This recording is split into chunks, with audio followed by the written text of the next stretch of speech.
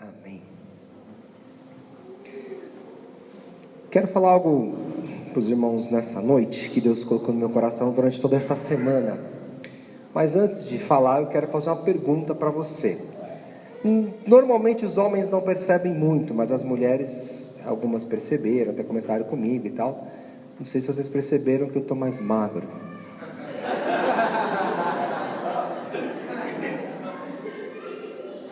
Ó, de ladinho, ó.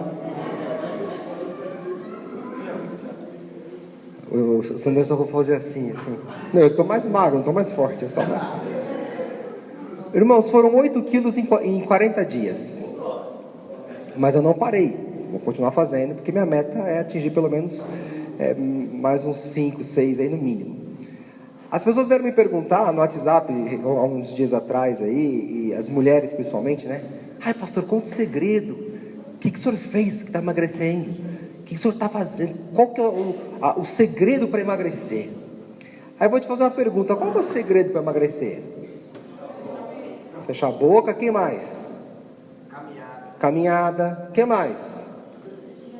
Exercício em geral, dormir bem, procurar não comer coisas gordurosas, comer de 3 em 3 horas, ou comer coisas mais saudáveis, acrescentar frutas e tirar outras coisas mais pesadas. Qual que é o segredo? O segredo é esse. Porque assim, se eu sei que para emagrecer eu preciso caminhar, fazer exercício, comer menos, trocar a minha alimentação, acrescentar coisas mais saudáveis e mais naturais, tirar um pouco de açúcar, de gorduras e de coisas que só atrapalham. Se eu sei qual é a fórmula, então não tem segredo. Tem? Não tem segredo para você emagrecer. Não tem segredo nenhum. É só uma questão de você sabe qual é o caminho, sabe quais são as coisas que você deve fazer, o que deve ser substituído, então vai e faça. Então eu vou te contar, sabe qual que é o meu segredo para emagrecer? Tem um. Meu segredo chama-se decisão. E você sabe que eu não sou muito normal, eu quero falar com você sobre emagrecer. Não é sobre emagrecer, mas eu quero falar sobre decidir. Eu simplesmente decidi emagrecer. Porque a receita para emagrecer eu tenho. Faltava o quê? Decisão. Faltava tomar uma atitude, tomar um posicionamento e ir em direção a ele. É isso que faltava. Irmãos, nós vivemos hoje simplesmente na maior geração biblicamente falando, é de 70 anos, na geração mais indecisa que já existiu na face da terra.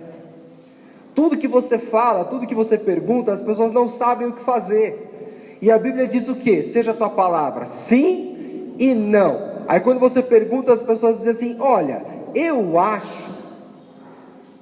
Se você acha, não está na Bíblia. A Bíblia fala muito pelo contrário, que se não for nem sim nem não, vem de quem? Olha o devorador aí de novo. Só que a nossa geração é extremamente indecisa. Extremamente não sabe o que eu faço. Eu não sei, porque agora tem a crise, e aí eu queria fazer faculdade, não sei o que eu faço. Eu não sei se eu caso, se eu compro uma bicicleta. Eu estou com muitas dúvidas. Eu não sei o que fazer. Ou um skate, né? Eu caso ou compro uma moto nova? Eu não sei, é a dúvida do Glauber. Está corroendo o menino por dentro. É difícil, irmãos, é difícil decidir. É difícil. Essa geração é que nós vivemos, uma geração que não decide. E eu acho que talvez eu poderia até parar a pregação por aqui já, não podia? Já deu para você entender, né? Mas como eu sei que tem gente me olhando e falando assim, então vamos lá. 2 Crônicas, capítulo 29, versículo 1, diz: tinha Ezequias 25 anos de idade quando começou a reinar, e reinou 29 anos em Jerusalém. Sua mãe se chamava Abia e era filha de Zacarias. Versículo 2: fez ele o que era reto perante o Senhor, segundo tudo quanto fizera Davi, seu pai. Amém. Até aí. Irmãos, contar um pouquinho da história de Ezequias antes de nós chegarmos nele. Mas pode deixar o texto aqui, pode deixar exatamente esse versículo aí, valeu. O pai de Ezequias era Acás, não era Davi como está aí, mas você vai entender daqui a pouco. O pai de Davi, de Ezequias, chamava-se Acaz. E Acaz, quando foi rei de Israel, ele fez umas coisas bem legais, bacanas, do tipo assim, ele corrompeu o louvor e a adoração ao Senhor. Ele trouxe ídolos e imagens para dentro da nação de Israel, corrompeu a fé religiosa de servir a Deus corretamente, como os israelenses haviam aprendido. E aí, como se não bastasse essa corrupção, o que o Acaz fez? Para que você tivesse uma proteção militar, vamos dizer assim, como que eles faziam? Eles negociavam, financeiramente falando. Então, Acaz tinha tanto medo dos exércitos vizinhos, que ele pegou todas as riquezas de Israel e ia dando às nações vizinhas, aos exércitos vizinhos, para que não atacassem Israel, para que houvesse paz, entre aspas, em Israel. Quando o tesouro foi acabando, ele começou a usar o seu próprio tesouro para entregar para os outros reinos, para não atacá-lo. Quando o próprio tesouro de Acaz acabou, ele começou a usar o que tinha dentro da igreja. Ele catou as coisas do templo e foi dando para os outros, para que os outros não entrassem, não invadissem Israel, como uma forma de acordo político entre eles. Olha que cara legal. Pensa num cara, gente boa. Era Acaz. Tudo que você imagina de errado, ele fez. Tudo que você imagina que não se deve fazer, Acaz conseguiu fazer. Ele trouxe idolatria para dentro do povo, ele perdeu toda a riqueza do povo, exército de Israel já não tinha mais, era uma nação completamente corrompida, idólatra e pobre. Aí quando chega aqui no capítulo 29, de 2 Crônicas, a partir do versículo 1, conta a história de Ezequias, o filho de Acaz. E aí olha a situação, o cara se torna rei com 25 anos, em um reinado que não tinha exército, não tinha dinheiro, e não tinha religião, não tinha igreja, não tinha nada. Estava simplesmente um caos. Qualquer sociedade que não tenha uma religião, uma fé, um exército e dinheiro, ela não sobrevive. Principalmente nessa época, que era monarquia. Como é que você vai ter um reinado sem dinheiro? Como é que você vai reinar sem um grande exército? Como que você vai reinar se a tua nação não tem fé em nada? Tinha fé em tudo, tudo, qualquer coisa eles acreditavam, menos no Deus de Israel. Só que quando ele assume, ele faz uma coisa que chama-se decisão. Nesse versículo 2, ele diz: fez ele o que era reto perante o Senhor, segundo tudo quanto fizera Davi seu pai. Davi era pai de Ezequias? Não, mas era da geração. Quando ele fala fez o seu pai, é aquela referência que ele tinha. Olha, eu vou fazer uma aliança com o Senhor, de acordo com aquilo que Davi nos ensinou, porque se eu depender do meu pai, não vai funcionar. Então eu vou fazer uma aliança com o Senhor a partir de hoje, de acordo com tudo o que o nosso pai Davi nos ensinou e nos mostrou como deveríamos fazer. Ezequias simplesmente tomou uma decisão de fazer diferente daquilo que vinha sendo feito pelo seu próprio pai. Tudo depende de você, chuchu. Porque a gente quer terceirizar a nossa decisão, mas a decisão é minha. Então quando Ezequias resolve tomar uma decisão, olha as coisas que acontecem.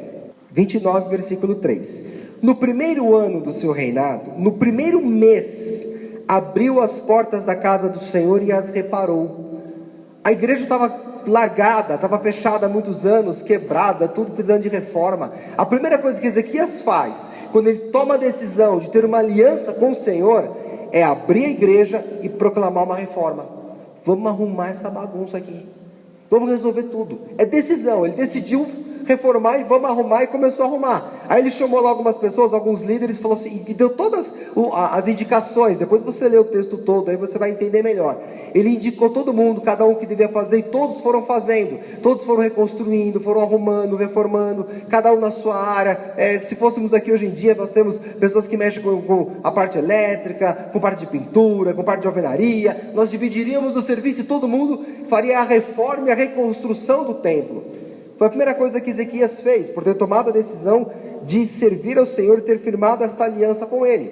Quando chega no versículo 20 do capítulo 29, vai lá comigo, diz aqui: então o rei Ezequias se levantou de madrugada, reuniu os príncipes da cidade e subiu à casa do Senhor. Por quê? Porque no versículo 19 conta que a reforma tinha terminado. Quando as pessoas terminaram de reformar a igreja, estava tudo pronto, tudo ajeitado para que voltassem fossem feitos os cultos, a adoração, estava tudo pré-estabelecido. O que Ezequias fez? Diz que ele levantou, chamou as pessoas e foram adorar. Que hora que ele levantou? Sabe por que de madrugada? Porque quando você quer e você decide mudar, não tem hora. Porque a gente tem essa péssima mania. Porque segunda-feira, agora que o pastor falou, segunda-feira eu entro no regime. Começa agora, irmão. Já não come na cantina no final. Sabe quando que eu comecei a minha dieta? Numa sexta-feira, feriado. Foi feriado na quinta, aí eu não trabalhei quinta nem sexta, e no sábado eu fui no aniversário. E eu estava já na minha dieta, decidi, comecei na sexta. O cara decidiu e de madrugada ele levantou e foi para a igreja. Não, vamos esperar raiar o dia. Quem decide de verdade não espera nada, decide e faz. Se você decidir parar de fazer alguma coisa, decide agora.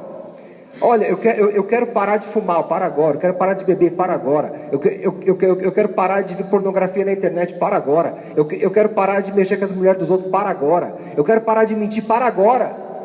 Aí eu vou fazer uma campanha para parar de mentir. Não existe isso. Quem é desafiado e quem se sente no sentido de parar de fazer, simplesmente para. E eu vou te dizer uma coisa: se você não decidir as coisas, você passa a ser decidido, porque aí os outros decidem por você. Se você não aprender a decidir as tuas coisas, a tua vida e aquilo que você tem que decidir, outros vão decidir por você, depois não vai reclamar. Mas não era assim que eu queria. Mas por que você não decidiu? Por que você não tomou uma posição? Por que você não falou, é assim que tem que ser feito? É assim que funciona. Nós jogamos aqui no grupo lá a ideia de fazer uma camiseta diferente para o culto das irmãs no último sábado desse mês.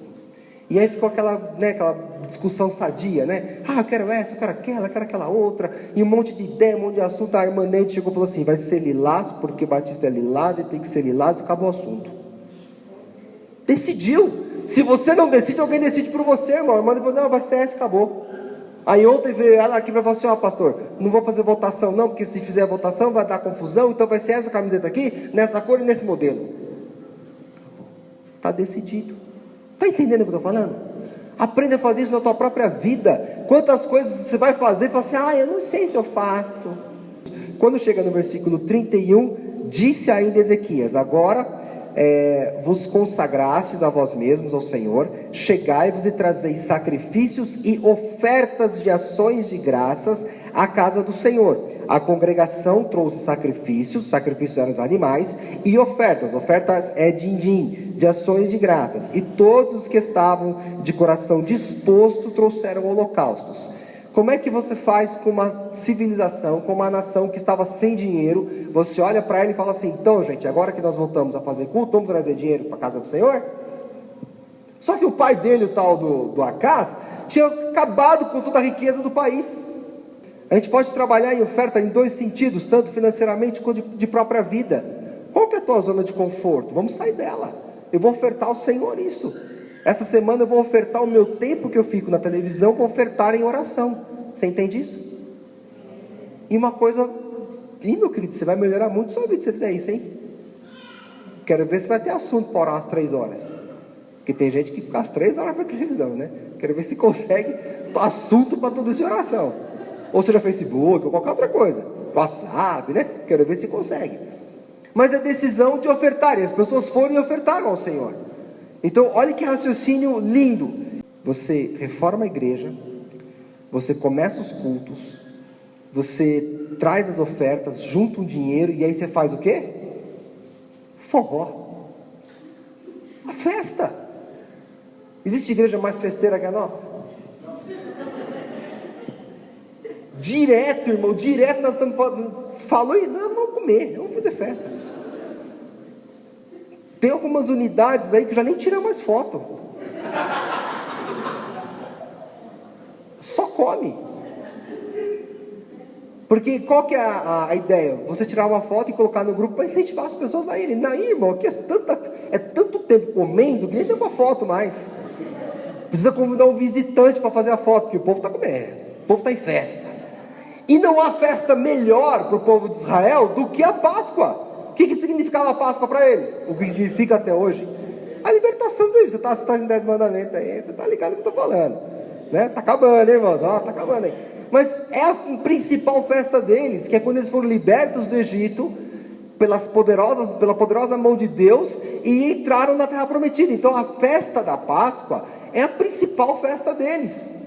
Então o que Ezequias faz? Faz todo um processo lindo, maravilhoso, tem toda uma sequência, não é à toa não, porque quem decide de forma certa.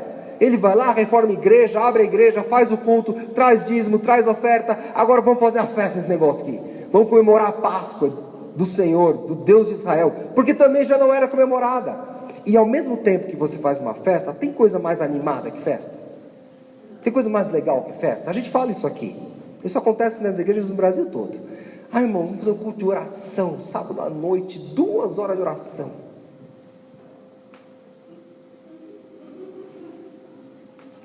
Irmão, sábado à noite vai ter um festão aqui. Eita, vai ter os tabernáculos da Priscila, misturado com os cachorro-quente, e junto com umas borboletas para dançar, vai estar tudo junto. Sabe o que acontece aqui?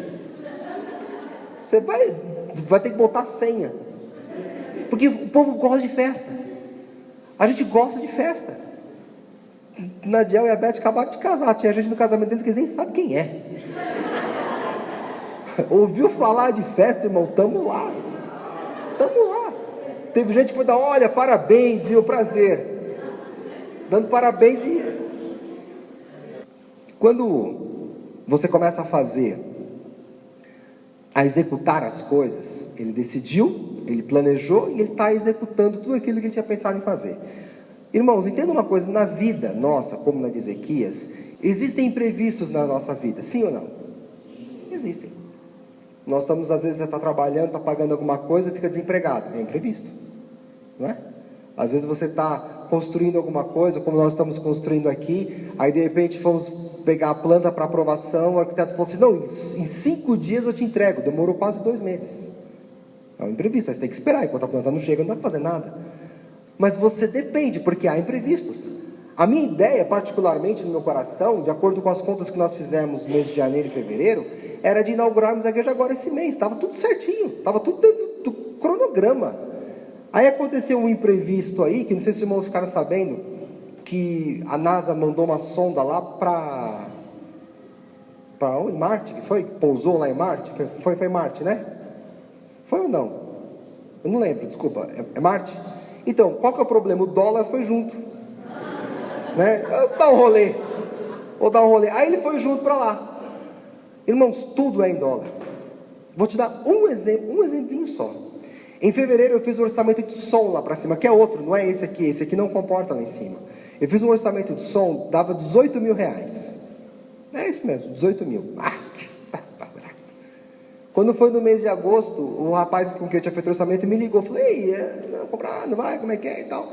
Eu falei, então, ainda não, por quê? Ele falou, então, porque dobrou o dólar, né? Naquela época eu te fiz uma cotação a 1,80, agora eu vou te fazer a 3,80, o dólar estava 4. Eu falei assim, mas e aí? Então, foi para 30 mil.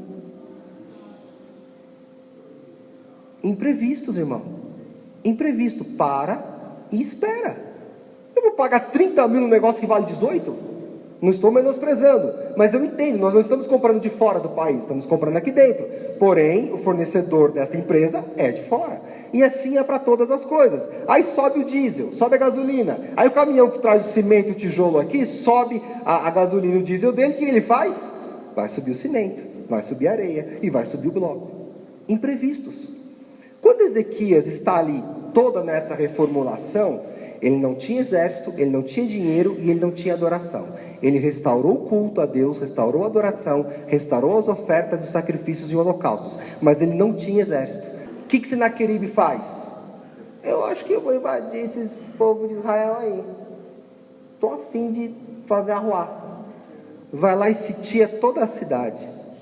E aí eu fico pensando, talvez na cabeça de Ezequias, eu fiz uma aliança com o Senhor, restaurei a casa, voltamos a cultuá-lo, estamos tendo holocaustos, ofertas, fizemos a festa da Páscoa, e agora Deus deixa eles se levantarem contra a gente de novo. Nem exército nós temos. Imprevistos. Só que Ezequias, quando você toma uma decisão, você toma. E ponto final.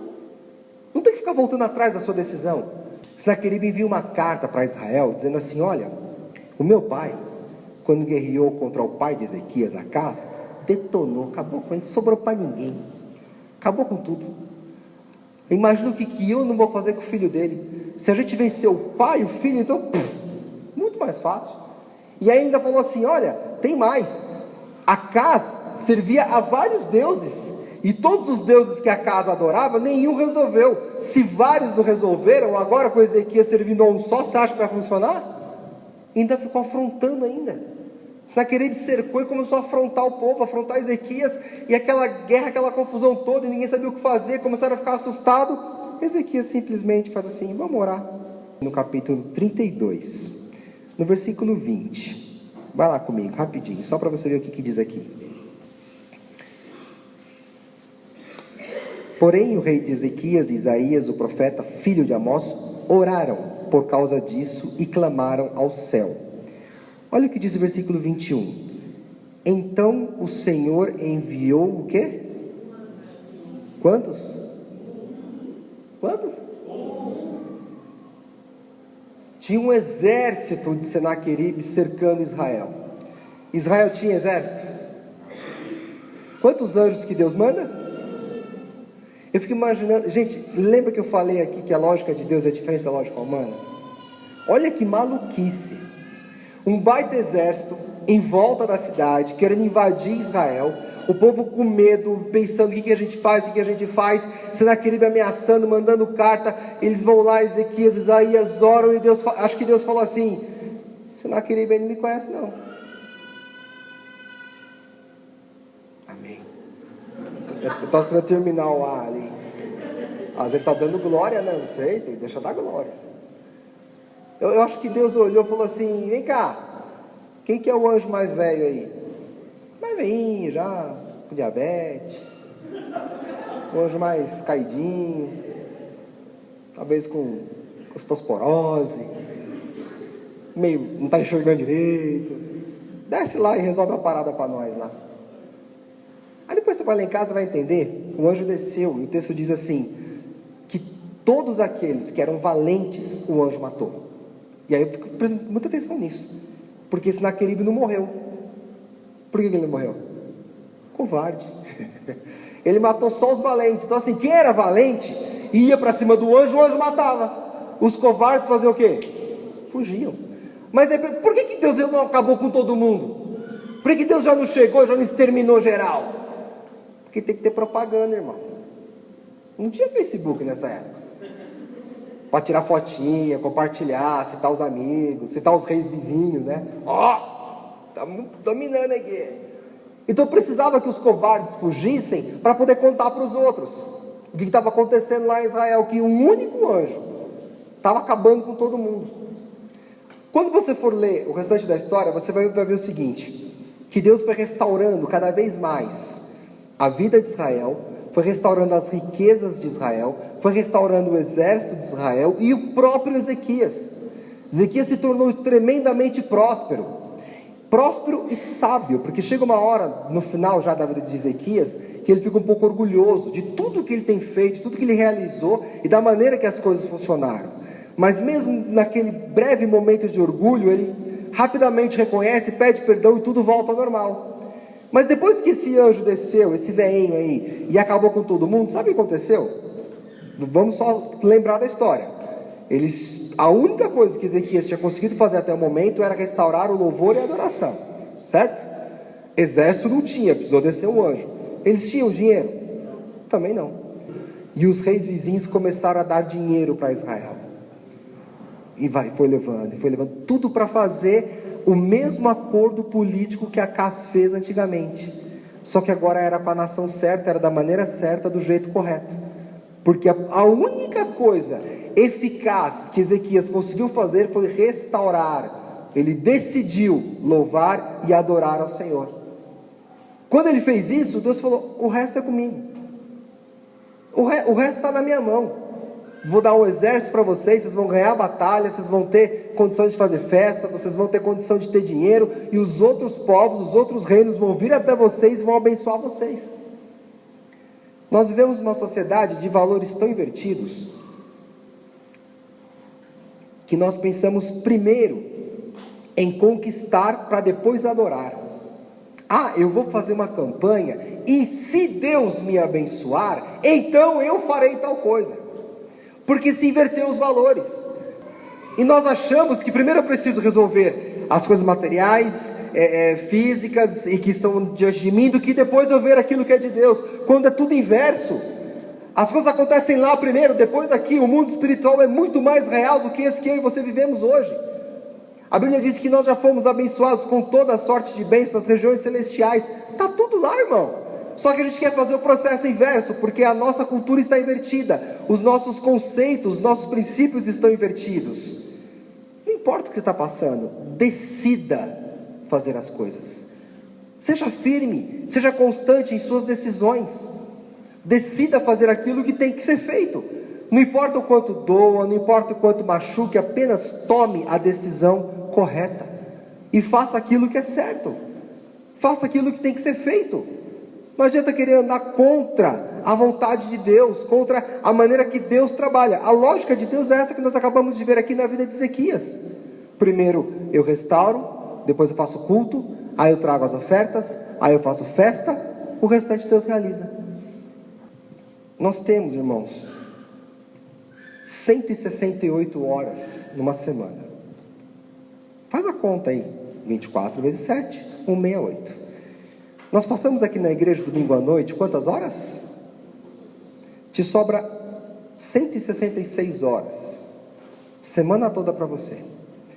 E eu já vi gente reclamando porque o culto terminou 8h10. Estou só te falando de decisões. O que é mais importante para você?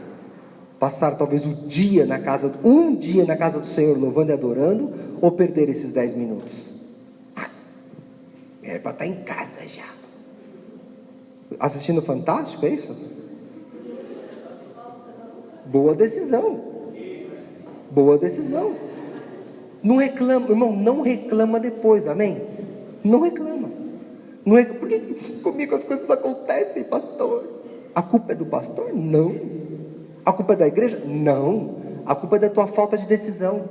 Nós temos 168 horas por semana para usarmos como nós bem quisermos. Nós usamos 2 no domingo à noite. Mas 2 horas de culto é muita coisa. É um exagero 2 horas de culto. E você faz o que nas outras 166? Pastor, eu tenho minha vida para cuidar. Decisão, posicionamento. O que você quer fazer? O texto fala que Ezequias levantou de madrugada e foi para a igreja para adorar o Senhor. Decisão. Não importa, eu vou de madrugada, eu vou a hora que for. O importante é que eu tomei uma decisão de fazer, de louvar e adorar, então eu vou. Eu quero, em nome de Jesus, que nessa noite você pegue todas as suas decisões e comece da seguinte forma: quem que é a igreja?